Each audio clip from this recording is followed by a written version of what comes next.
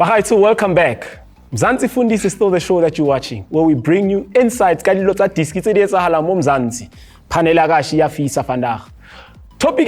what we're going to be touching on kifagugesi.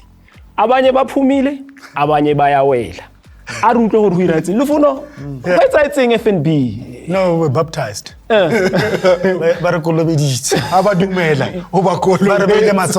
You have no issues with referees this time. Are you satisfied? Let's talk football, Cox. Let's talk football, Cox. Tactically, did your coach get it right? I think Nabi was naive. I think for him going to watch Sundowns so many times, he should have realized that Sundowns are not in gear 2, in gear 3. They can move a notch up. And for me, I think what Mangoba did was to take Kaizer Chiefs serious, because the team that he put on the day had 8 internationals. You know, Mukwena was there. He came with 2 holding midfielders to show that he was respecting Kaizer Chiefs. From what happened in the last game, where Kaizer Chiefs had a freedom in the midfield. They could do anything. They could pick runners on the day. He really prepared thoroughly in terms of the defense. He took out that guy that I always tell you about, your left centre back from Sundowns, Libusa. He was on the bench. He knew what's going to happen. He came back with Mvala. He came back with Keka. He was solid. So I think Kaizer Chiefs, what they should have done was supposed to say, this is a cup. We don't have to beat Sundowns. We can take Sundowns to extra time, and beat Sundowns on penalties. They did not respect Sundowns. And I think you look at the young boy that was playing the Zwane. You don't make such mistakes when you're playing Sundowns. You need to guard yourself and be disciplined. Because Sundowns, what they did on the day, they used Kaizer Chiefs mistakes and punished Kaizer Chiefs based on mistakes. All of the goals, if you look at them, first goal, penalty is a mistake. Second goal, a cross, it landed to Kaizer Chiefs. They could have done better with that, clear that ball. They could not dive. You can't dive in the 18-yard box. That's the basics. Bang. So, yeah, it was a baptism fire. Sure. Well done. Well done. Mamposa, we focusing on Mangoba and him taking on Kaizer Chiefs. He's always been vocal, especially when he's playing against Kaizer Chiefs. I remember him losing, Big Sundowns being the only game that they've lost against Kaizer Chiefs. I think during lockdown, he was not happy. They've scored 5 last season. He said we could have scored more this time around. He says they could have scored more.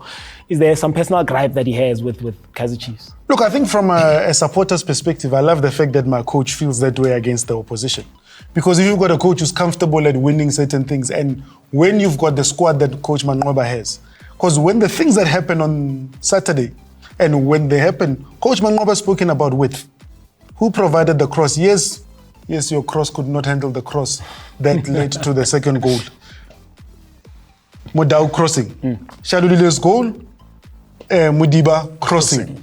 You look at Ribeiro dropping deep and being... Coach Mangoba has spoken over and over again about that's how Sundowns is going to be able to play, the speed that Sundowns will be able to use, the direction that Sundowns will be able to use. And when you see that happening, you are then being able to say, this is what he's been talking about, and now it's been implemented. When I looked at that lineup against Kaizer Chiefs, I said, the Chiefs are in trouble. Because now you've got internationals. Because there are levels to this thing whereby you then saying, these are internationals. When you look at before Obas, because Obas had quite a number of niggling injuries last season.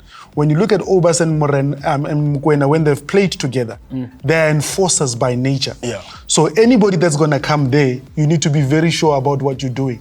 You look at the battles that they won and how they denied Shabalala being able to shoot. They will put their bodies on the line to be able to defend their goal.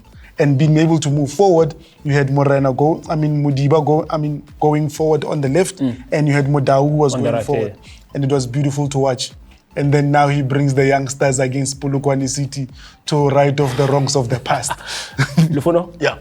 There's a break that you're going to be getting as Kaizer Chiefs. You're only playing at the end of November.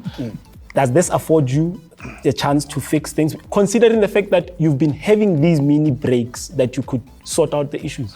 Yeah, it's a big opportunity for Chiefs, because it also helps that if you have a depth problem, you are able to get players to recover better. You are able to work on your mistakes. And I think Kaizer Chiefs don't have a lot of games, before we go to another FIFA break where you can actually sign the players. Miguel's red card. How much of a dent is that going to be? Well, for me, as a coach, I think he needs to address this, and I've raised it with other guys to say, as good as people think Miguel is, he's careless. He gets yellow card every game.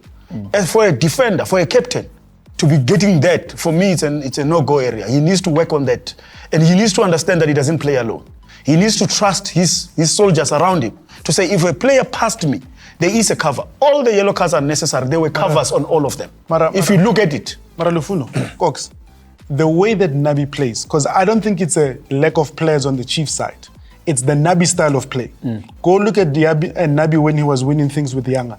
He had a big striker up front in Finston, Mahela, who would be able to take on. And he would always rely on what Stuart Baxter used to call transition football, on a counter, however you name it.